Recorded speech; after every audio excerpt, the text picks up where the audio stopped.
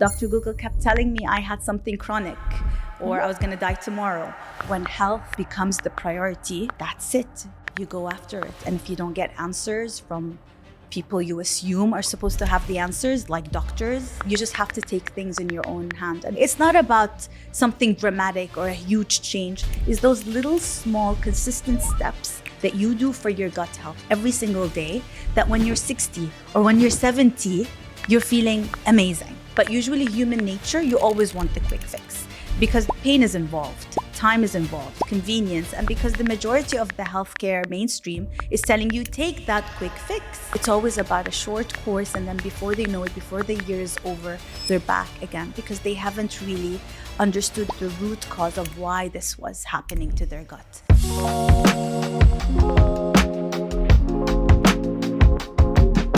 Hello and welcome back to the Gayu Lewis Podcast. Today we are diving into gut health, inflammation, and how the food we eat can influence everything from our energy and digestion to overall well-being. And who better than my guest Hadil AlKhatib to talk about this? She's a certified gut health coach, founder of the Broth Lab, the Roost Rotisserie, and Catcha Matcha, and most recently a TEDx speaker. What started as her own search for answers after years of unexplained health struggles has grown into a mission to help people heal through real food and simple, sustainable habits. Hadil, welcome to the podcast. Thank you for having me, Gayu. I'm very excited about this conversation. You know, I've been following you for a long time, and I know that you also from IIN, you studied through IIN. I said, I'm also from IIN. I said, we've got some chemistry already happening there. And you're one of the pioneers who started talking about gut health, right? Yeah. And when I did a bit of research on you, I came to know that you kind of were not getting answers for your own health. And that kind of led you to understanding or probably diving deeper into what was the root cause. Correct, yes. Tell us a little bit about that. First of all, I love that we're both IIN, so integrative health is the way forward. But yes, 13 years ago, when I was diagnosed with an undiagnosed disease because the healthcare system just failed me like it failed, I guess, so many women at that time when conventional testing was on the rise. Women going through transitional periods in their life was dismissed because it's just a transition. It's girls hitting puberty, women in perimenopause or menopause or postpartum at my time. We were usually dismissed as women going through a transitional period. So 13 years ago, I was a huge advocate of just understanding root cause reasons, if you like, but also how food is medicine and how it plays a huge part into the way our body responds to whether, like you said, inflammation, disease, fatigue, etc. So yes, my journey from HR to IIN to nutrition to health and wellness was not by choice, by survival. Okay. I needed to do this for myself, for my health, for my family, for my 18-month baby who was completely reliant on me and I couldn't get out of bed. It was pure survival.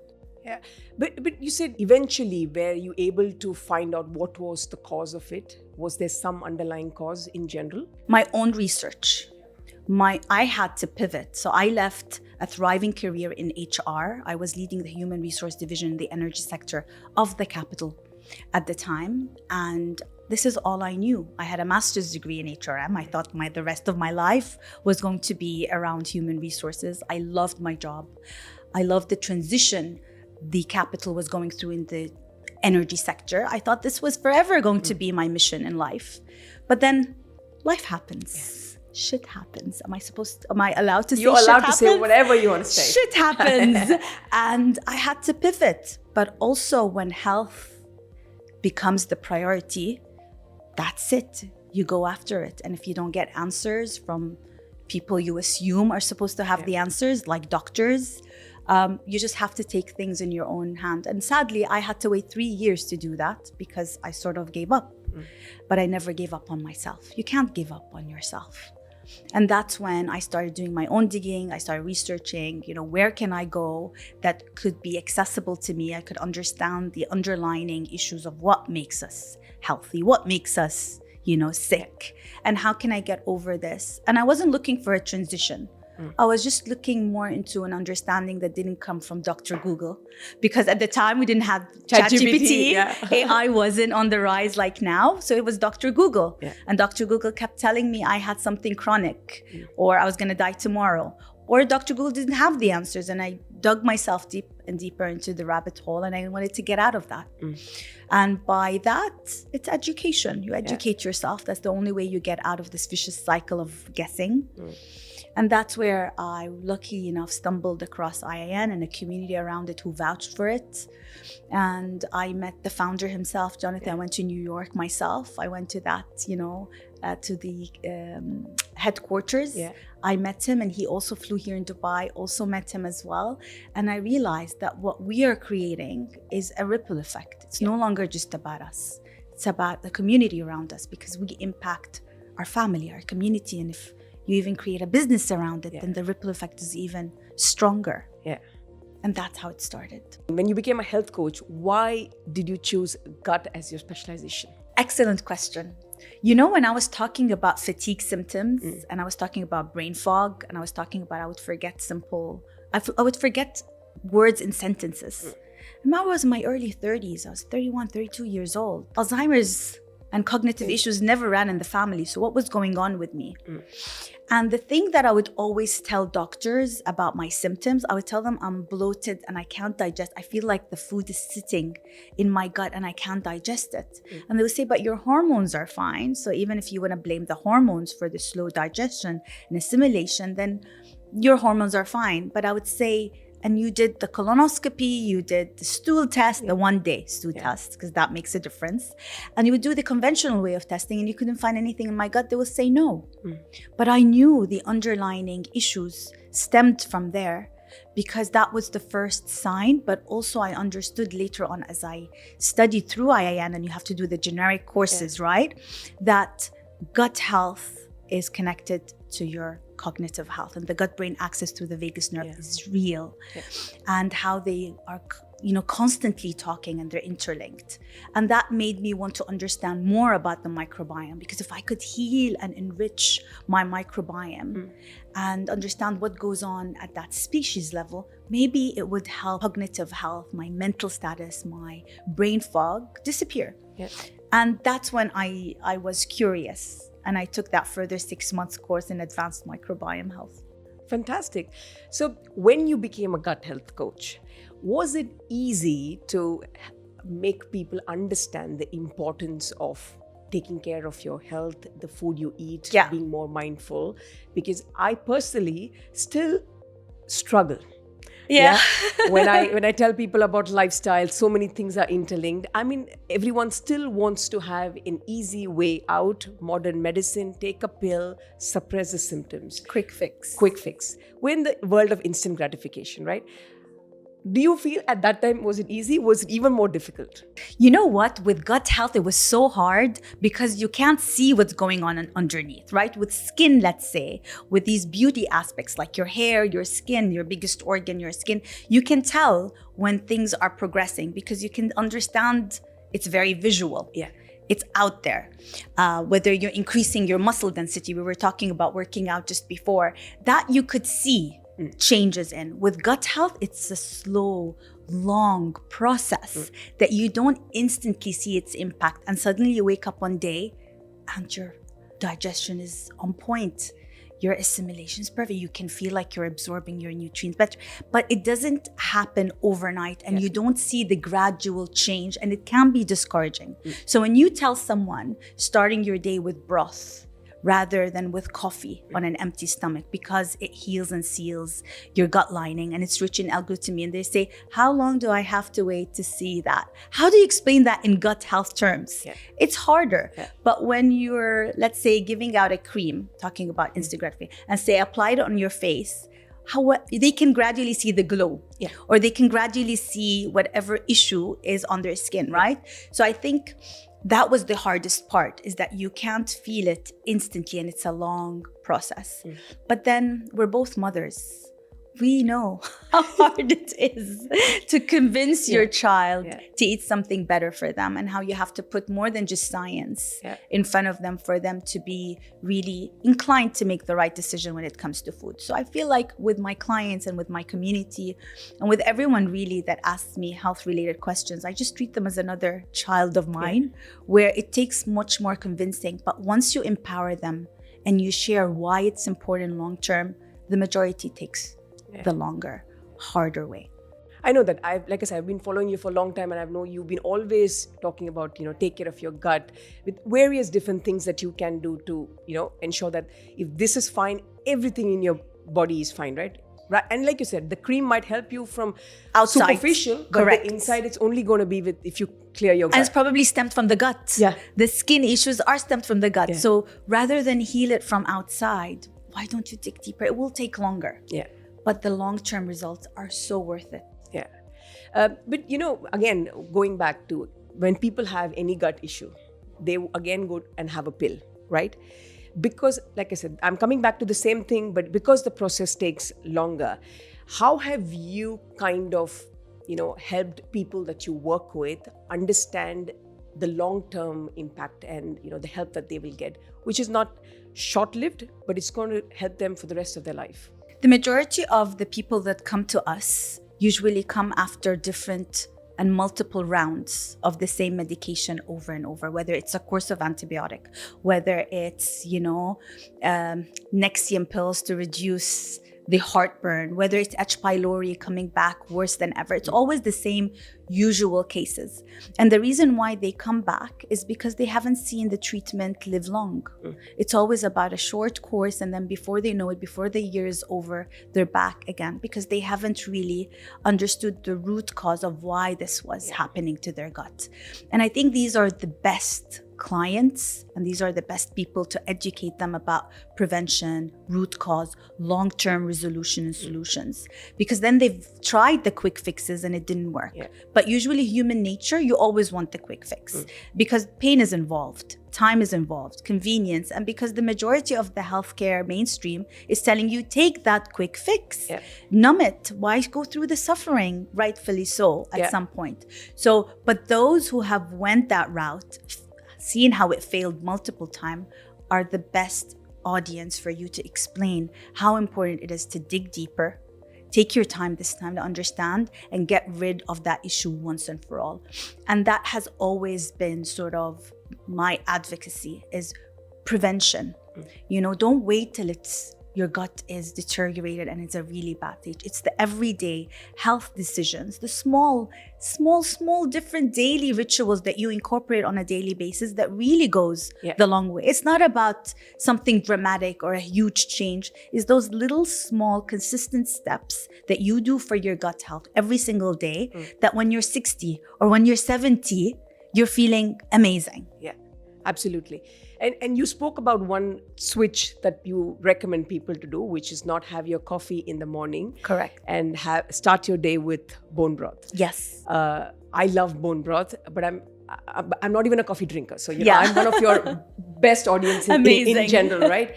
But a lot of people just cannot not survive or function without coffee. Correct. Right? And it takes a lot of effort for them to understand that this is going to be much better for you.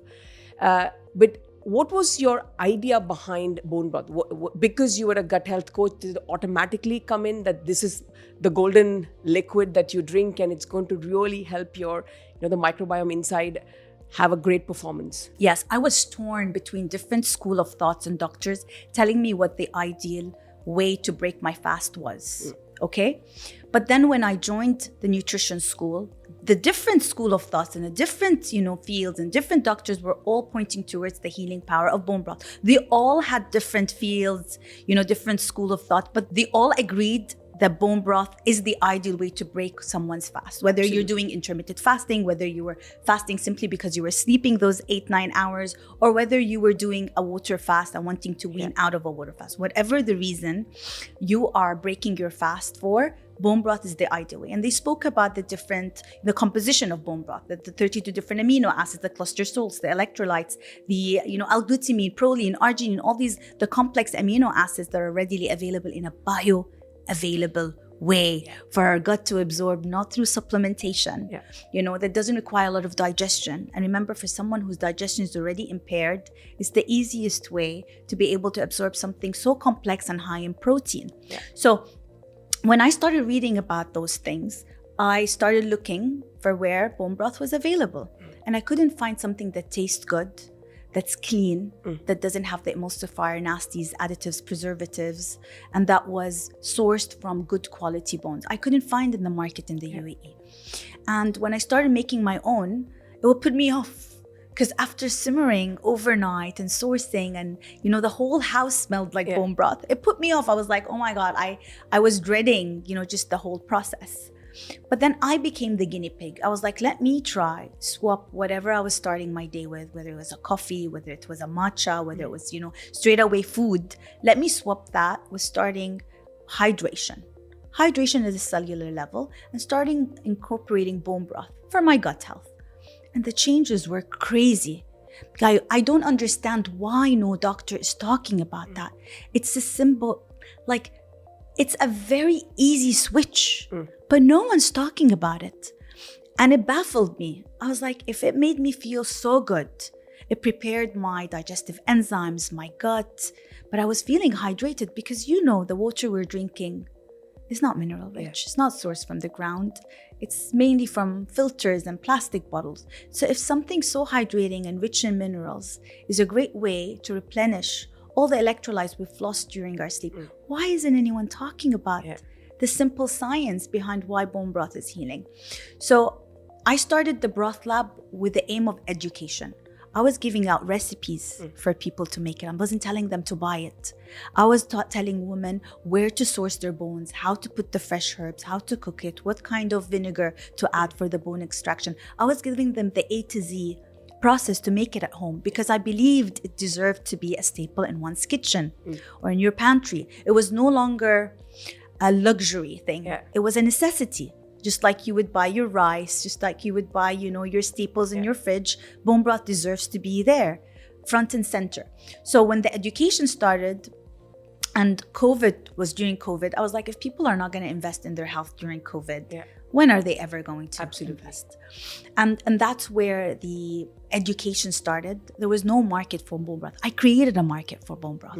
The Broth Lab was the first ever, let's say, OG when it came to a bone broth brand that was all about education, but a platform to share the knowledge of ancestral wisdom, the ancestral way of living, because this is about the way, honoring the way our ancestors used to cook and eat. It was a ritual. They wouldn't cook rice or any grain or any stew or any base soup except with bone broth, not watered down stock, not stock cube. Correct. It was always real nourishing bone broth. It was always a pot cooking in the kitchen. What happened to us? Why have we... Talabat and curry happened to us. Seriously. So I wanted to be an option in the talabat and kareem because consumer behavior is not going to change. We're going to be Delulu if we think that people are going to want to do everything from scratch. And I'm all about working smarter, not harder. I get it. So I wanted an option, 15-hour simmered broth available within 15 minutes at your doorstep. But read the ingredients and know why you're investing in something quality and where your money's going and how your health is going to feel long-term. And that's the education part of it. And it tastes fantastic. It tastes phenomenal. I recommend Broth Lab to everybody. Like every client of mine, I said, if you cannot make it, I always say it's one of the easiest and the cheapest thing to make. Correct. And it only takes you to put the ingredients together and leave it and let it simmer and drink. But again, like I said, it's an effort that somebody has to take. And I said, if you don't want to take the effort, just buy, the Broth Lab because it's fantastic. And I said, do not buy anything which is from the shelf.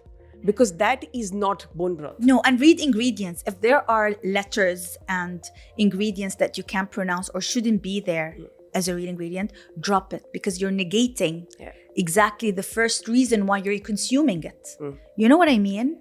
I had someone ask me, they were like, all the coconut milks and the almond milks are, not ideal, but I can't tolerate dairy. And I was like, you're doing more harm than actually getting quality dairy milk, even though your body can't digest it, than actually going there. Just drop both. Yeah. They were like, then what's the option? I was like, if there's no option, you either make it. Yeah.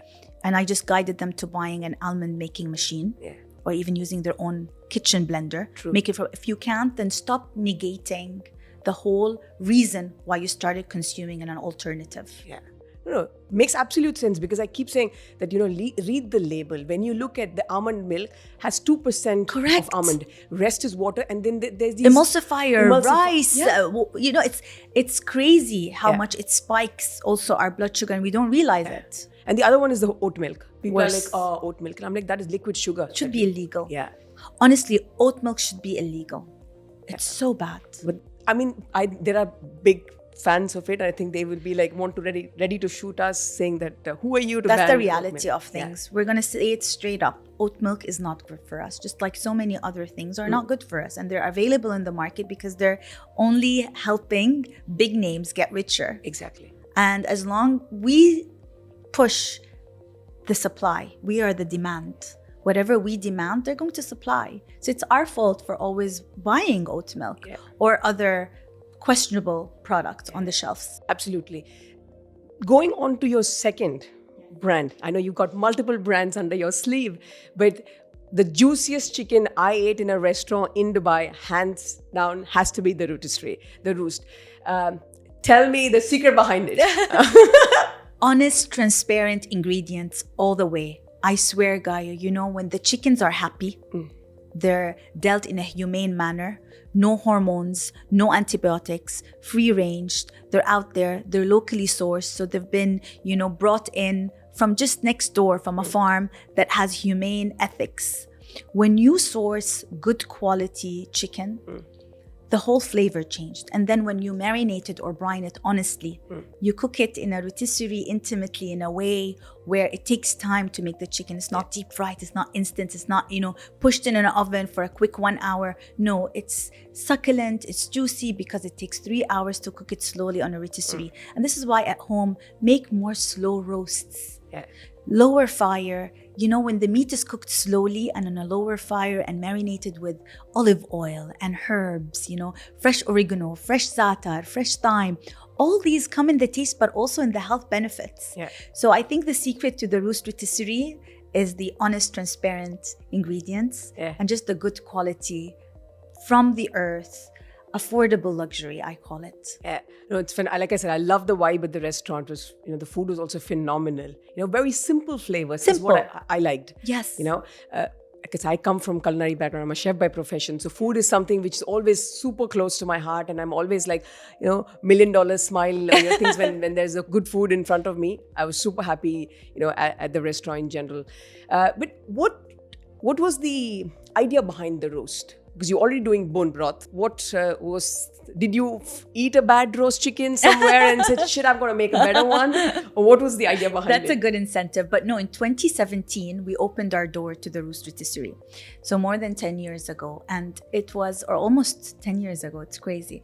And my partner and I wanted to open something that was, like I said, an affordable luxury from local sourced ingredients. We have become parents, we eat out a lot. You know the social scene in Dubai. It's all about eating out. The way you connect or meet up with others, all about what are we gonna have. Yeah. And that was the time when people had no awareness or education about the chicken coming from Brazil and other parts of the world, how they were pumped. The chicken would come the size of a turkey, Gayu. I've seen it was them. scary. Yeah. It was scary, and people had no idea how it was affecting their children by hitting puberty early. It was affecting their own, endocrine disruptions in a way where it was impacting their hormones. It was impacting their skin. It was impacting even the chances of them getting an autoimmune because of the amount of chicken people were eating that weren't sourced ethically, was crazy, was alarming. And I was doing that. They just had a baby. I had Tamara, who's 12 now. And I had a baby, and she would eat out and about. And I would always ask at restaurants, could you tell me where the fish source is from? Which country? If it's farmed, if it's wild, if it's, Norwegian, Scottish. And I would ask the same thing. Is the chicken locally sourced? Is it from Brazil? Is it from the States, from Australia? I would ask all these questions, and they would always answer me when it comes to chicken, Brazil, because it was the cheapest. It was the most readily available in the UAE at the time. And there wasn't education about where and how the chickens were raised. So when my husband came to me and said, Hadil, I want to open a nice cafe or a restaurant. My dream was always to be in F&B because he's in real estate. I said, if I'm ever going to be involved, it has to be healthy, and it has to have, I didn't know it was about rotisserie yet. It has to have good, clean source chicken. If we're going to do the commercial chicken, like, I don't know if I can mention names, but the chicken places out there in the UAE, I'm not going to do it. Basically, I told him I'm not going to do another Nando's. So he said, what do you mean? Like, you want the chicken to be, I was like, first of all, we do the research. So we go to farms, we find a farm that supplies us certified no hormones, no antibiotic, free range, the chicken gets some sun, whatever it is because of the conditions. But we need to have a checklist of what the farm can source us. And then we built the concept around it, whether we wanted to roast, whether we wanted a rotisserie. And that's when we studied the market and we understood there was no rotisserie. There was no custom-made spit rotisserie that is creating chicken that is good quality. And that's where the idea We just had the cafeteria roast chickens. We just had the cafeteria one. And they weren't really, they were the quick rush. They were high fire. And they were the size of a turkey chicken. And they weren't brined the way it was super supposed dry to. and, And they were in, seed oil. And herbs that were, the instant packet, herbs, the packets, which is not ideal. And it was the ones that you would have it cooked in half an hour. We wanted something that's slow, something that's clean, but something that parents like ourselves at the time would come and really enjoy something good quality without having to pay an arm and a leg, or we call it a wing and a thigh. That's very nice. You don't have to pay something so crazy just because you had that quality chicken and it has to be in a 4-star, 5-star setting. You can have it in a casual place, still enjoy that quality, same exact quality from what all the DIFC sort of restaurant level is sourcing. But I'm saying that I've eaten at multiple of the DIFC restaurants, but the chicken there was absolutely fantastic. Like, it's Gayu approved, I would say. Yeah, it's amazing. Is it that Gayu means approved? so much, by the way. You mentioned you do Pilates from your workout. It's one of your thing that wakes you up. Was that the reason that you also started a matcha? Because if it's Dubai, it has to be Pilates and matcha. You know what? Honestly, I have to say, no. I didn't even understand the link till today of why matcha Pilates, I get how Pilates girl enjoy their matcha, but because of the Zen, L-theanine, caffeine. But honestly, when I went to Japan, I did the whole 21-day course. I lived at the farm. I understood what the farmers go through to give us this farm to cup experience. And I wanted to honor that. So when I even sourced my matcha from Uji Kyoto, from that 6th generation farm, it was more about a tribute to them because it was always about the farmers. It's, with the Roost, it was always about the farming. With the matcha, even with the broth, it was always about sourcing the bones from clean farms, right? So it was always, again, about supporting the farmers. And I have been a matcha drinker for so long. My friends who are listening to this will vouch for how much they made fun of me, saying, are you Japanese? Who drinks matcha? That was 10, 11 years ago. And I would say, I love the taste. And it makes me feel so good. Like you, I'm not a coffee drinker. And then they would say, I don't think matcha is ever going to make a oh my thing. God. Imagine the headlines 10 years ago, 11 years ago. So 4 years ago, when I went to Japan, there was a good hype coming around matcha. A lot of people were enjoying matcha lattes, etc., with all the different infusions and flavors. But I went there with the purpose of education. I wanted to understand what makes this leaf so special, the harvest process, why spring, why young, why the months of May, etc. And why is it an ancestral ritual? Because I'm obsessed with ancestral wisdom. I wanted to just understand that live from location. And of course, coming back, I had the infrastructure through the Roost and the Broth Lab to bring in such an amazing superfood. Green tea is a superfood, and matcha particularly because of the way it's processed. So I decided to bring it. I reached out to them and I said, that same quality, organic, ceremonial grade, volcanic soil enriched from Uji Kyoto, I want to supply it to the UAE. And I started supplying it under the Broth Lab. And slowly, people started telling me, I hated matcha and I love Catcha Matcha. There's no aftertaste. It doesn't taste like grass. And I started educating them about how important the milk you add to the matcha to not negate the powerful impact, the polyphenols, all the antioxidants, the L-theanine that you get from this rich, mineral, not to be depleted by adding the oat milk. The emulsifier, or worse, the conventional dairy. So that's where the education part of me had to come in, and people started going to or quitting the Starbucks field cafes and saying, what milk are you using in my matcha? Is my matcha from Japan? Where is it? Is it ceremonial grade? It doesn't have to be organic, but is it properly ceremonial grade where it's a premium grade? And so that education came with Catcha Matcha. Not because it was a hype, not was it because associated with the Pilates girl, but because again, big part of me is all about education. And then you stepped on to the TEDx stage.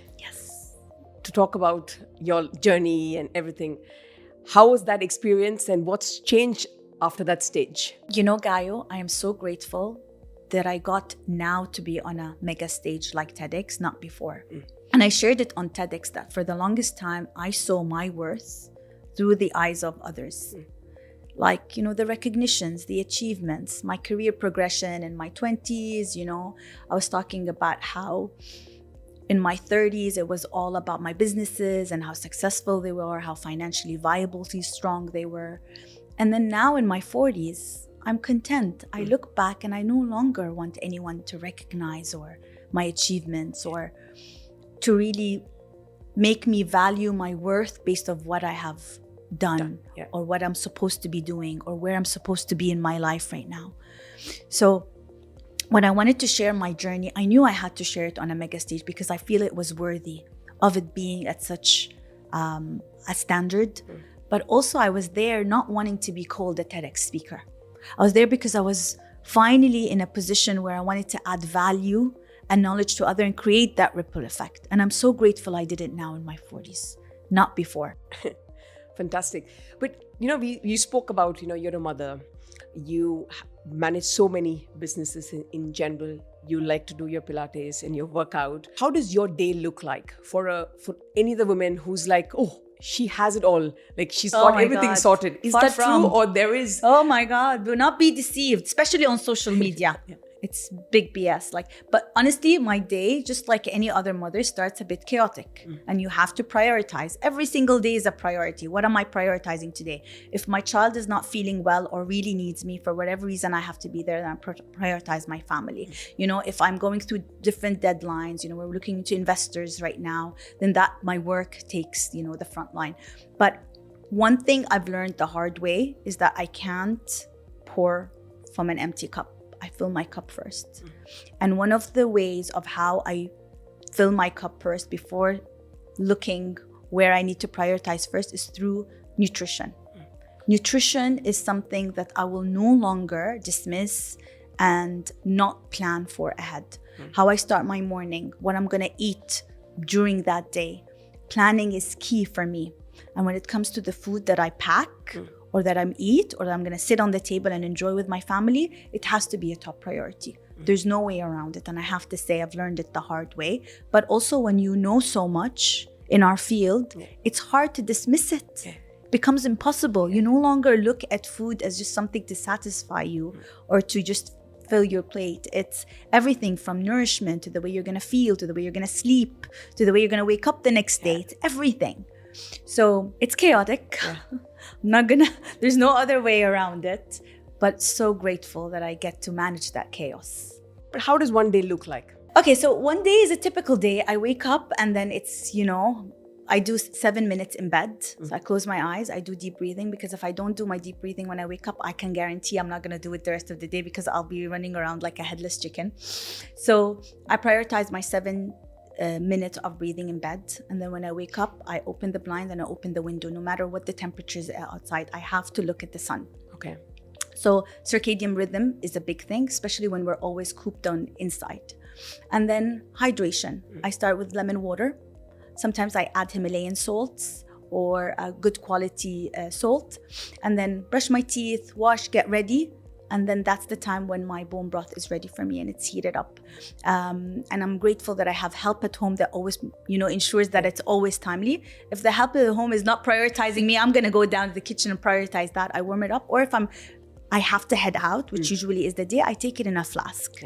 Yeah. Just like I did right now, I poured it in a mug and I take it in a flask. But then if I'm not gonna have lunch at home, then I pack the lunch that I will be preparing, and that's always a priority. Okay. If I'm doing my meetings at the Roost Rotisserie, then I know that the quality of food there is optimum and I will have my food there.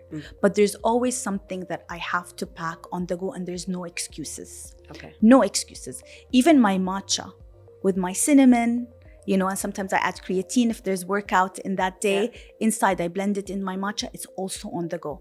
There's no excuse for me to park next to a cafe where I don't know what sources of matcha, or for me just to grab a matcha that I'm, craving that day. Yeah. Again, it's all about planning. And I always have to make it a point to have dinner with the family. No matter how crazy my day is, we all come together as a family. So we all ensure that we're eating dinner early, because the way we're supposed to eat is a few hours before bed. And I don't believe it's 2 hours. I think you should do at least 3 hours before bed.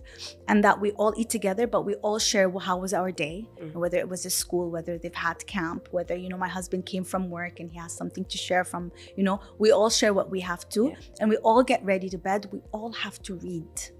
So this is our routine. We always have to read something before bed, whether it's my book. I'm right now reading more into science fiction, and don't ask me why. Okay, I went from health books to, but that's another story. Or my kids would read whatever they feel like reading, but it's always something for us to unwind and get together as a family. And that period, recently I've prioritized so much because again, there's only so many hours you can spend, right, between your crazy schedule and if you have a corporate career. So if you can prioritize whether it's the morning breakfast or it's the dinner, or both would be great. It's just putting things in a more structured way.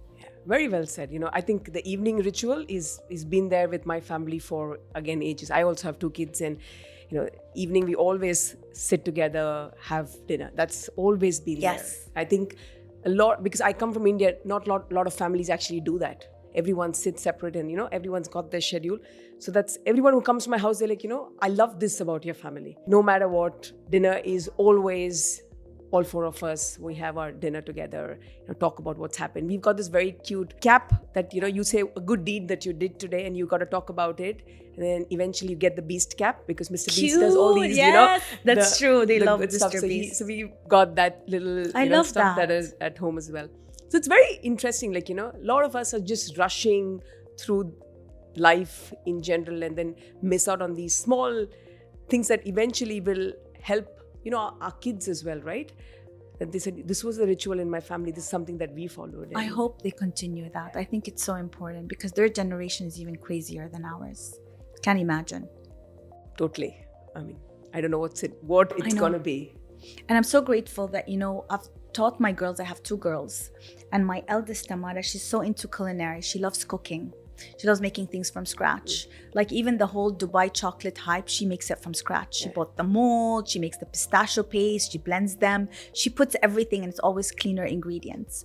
And I love the fact that she herself enjoys making dinner as a family, and she always gets to learn new tips or hacks. Or, Mom, I saw this recipe on Pinterest. You want to do it? Okay, let's do it. And it's always a way to bond. But these are real life skills that no school will ever teach them. Absolutely. Like my daughter started her cookie business this summer. Wow. It's actually called Cookie, and she's baking cookies and selling cookies. Can you send them over to the Roost? Yeah, absolutely. Maybe we can have them and just encourage more entrepreneurship. And Tamara would love to see that and try them. She's turning 12. My daughter will be 12 in August. Yeah. So she started looking at her. My son, who's 8-year-old, he said, I also want to do something. So he's now making popsicles. Amazing. But like the plastic ones that, when we were younger, I don't know whether you back home, it used to come in these tubes and of course, we all like had the those. lemons and the orange ones. So he actually makes fresh lemonade instead of doing any of the cola drinks and all. He just does the fresh lemonade and he's selling that. You see?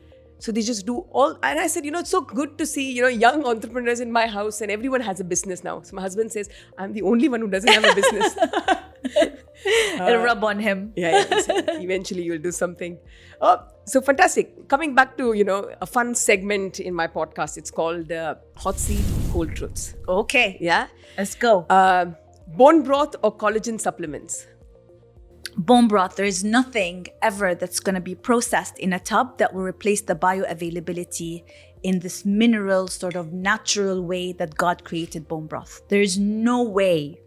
And I can show the science and the facts. If you could ban one ingredient from supermarket shelves, what would it be? Okay, only one? That's so hard. Oh my God, there's a whole list. But I would say antibiotics. Because it is deceiving. The way they injected in animal products and animal produce, where I'm talking about dairy, all the way to bones, all the way to poultry and meats and different cuts. The way it can be hidden, it's unlike any ingredient that needs to be stated on the package. And that's why it's dangerous. Yeah. Most people spend too much money on? Most people spend too much money. You want food related? I mean, anything. What do you think people end up spending money on, too much money on, in your view? Beauty. It's sad. It's sad how I'm seeing from young girls all the way to women in their 70s and 80s lining up in the Sephoras of the world for short-term beauty.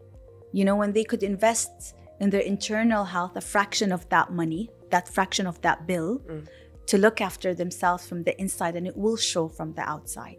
The thousands of dirhams some of these teenagers are spending to cover certain skin issues or to look better, when if they invest that in a consolidative stool analysis test to tell them how their microbiome is doing, and then getting the right protocol to heal their gut, how everything will change for them. But sadly, it's beauty.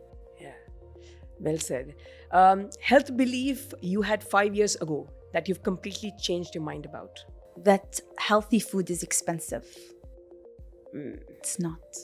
You just have to take out some time to make it. And you have to be smarter around it. Yeah, well said. Organic or local? You can only choose one. Local. Forever. And now more and more, as we're seeing all the organic imported products are worse than the conventional, is the biggest proof that local always wins. Yeah, and I know that you are someone who always supports any new local business. I remember the date syrup that we got. Always. Yeah, you always seen that you've supported. Local all the way. Yeah. Intermittent fasting for women, yes or no? Yes, if done correctly. Would you rather give up coffee or matcha forever? I mean, you already mentioned that you don't drink coffee. It would have been hard if you asked bone broth or matcha. What did it be? Yes, it would be hard. No, definitely, I'm not a coffee lover. I do enjoy sometimes, the taste of coffee, especially if it's brewed with cardamom, saffron. I like those Iranian spices in. But if it's just a standard coffee, I wouldn't crave it. What's the most overrated superfood? The most overrated superfood, I would say, is like asahi or acai. Yeah. I mean, it's a great superfood, but the way people are eating it with all the sugar, I think there's no use of eating it acai. So overrated. Yeah. And I'm sorry, I don't believe that God would create something superior in one part of the world and ignore the rest of the world for other. We're all, the people of God. So God has created in every region a superfood that's good for that nation. I hate to say that only through the Brazilian forests will we ever get those most polyphenol-rich acai. No, I have to disagree. You can find different rich sources locally because that's where you're supposed to get your superfood nourishment from. Whether it's dates, whether it's sidr honey, whether, in India it's something else, like amla, whatever it is. I don't believe that we need to ship 1,000 miles away, something that because it's better for us. I just doesn't commute in my brain. Detoxes, fact or fiction? Fiction. What's one piece of wellness advice you wish people would stop giving? The wellness advice I would hope people would stop is just categorizing people as a one way to fix them. You know, you go online and then there's, you should eat this and you shouldn't eat that. You know, we know that doesn't work across so personalized wellness is the future. I think people have to stop listening to a generic advice when it comes to health and wellness. And we're all bio-individual creatures. We all, whatever is healing to me could not be healing to you, and vice versa. So yeah, okay. Finish the sentence. Real health is wealth. The only wealth, I would say. The only real wealth. Yeah. Fantastic for the answers. Coming to one of my segments, it's called the 1%. You know, 99% of my podcast is all about women and women wellness, but men are a part of our lives too. Of course. We've given them this 1%. Okay. Yeah. What is your 1% advice to the men in our lives? What can men do better to support women? You know, I'm lucky that I have a partner who is compassionate, very loving, and always have been supportive. So maybe I have it a bit easier when I refer to the men in my life. But I lost my father when I was 9. So I didn't have the father figure for so long. And I felt like I can see my mother, you know, she was a widow early, and I look at how she would hope that she could have looked after her husband at the time better health-wise. Because the reason he left early was health issues. So because of my upbringing and because of how obviously the relationship I have with my husband and the knowledge that I have because of my upbringing, I would say the most important thing for a woman to do is just incorporate and emphasize health across the family, especially to her loved one. If you truly love your husband, you will ensure he looks after his health. For you, not just for him. Because I've seen what happens when women go like, but he doesn't want to listen. He wants to eat that. He wants to drink that. He wants to go, he doesn't want to sleep. He's stressed at work. There is a consequence. And if you lower that guard and you don't take charge, unfortunately, it doesn't always end well. Yeah. So the advice for the men is that listen to your wife. 100%. Yeah. Listen to your wife because she's doing it not just for you, for her, and you are the backbone of the family. You need to set the example, because so many times with my kids, they say, but dad does this, you know, they never say, but mom does that, you know, and we need to both together walk the walk. Thank you for the wise words. Any parting advice for our listeners, for the women listening to their journey of motherhood, maybe gut health, anything that you want to leave them with? You know, I was told as a mom that I can't be 100% an entrepreneur. I will always be referred as a second-class mom entrepreneur because of my priorities. And obviously, rightfully so, we handle a lot. And sometimes we can't prioritize the business. But I've realized that my strength in the business came because I was a mother. So my advice to the women out there who are mothers, start the business. Don't wait till your child is maybe 5 or 6 or more independent. Do it. There's never going to be the right time, because as the kids get older, the priority of the time and quality gets even harder. It doesn't get easier. Yeah. So I would say do it, start it, but do it with a lot of R&D, a lot of, understanding of what the market needs, and with all what it takes to have a financially viable, stable business. Like, do it right, but do it anyway. Thank you. I think it would inspire a lot of women who are probably, think, should I not, right? Thanks a lot. I think you've given a lot of courage to a lot of women today. Thank you. Thank you for having me. It's a fantastic conversation I had, Hadil. Brilliant. I just loved getting to know you a little bit more, and the passion that you have for all the brands that you have launched. Thank you so much. I appreciate Dubai it. is super lucky. It means so much, Gayu, coming from you. I appreciate you as well, and thank you for having me. Fantastic. That's a wrap for today. If you enjoyed this conversation, please make sure to share and subscribe. And of course, please go and have the best roast chicken at the Roost Rotisserie. I'm Gayu Lewis, and until next time, menopause, why pause? Let's play.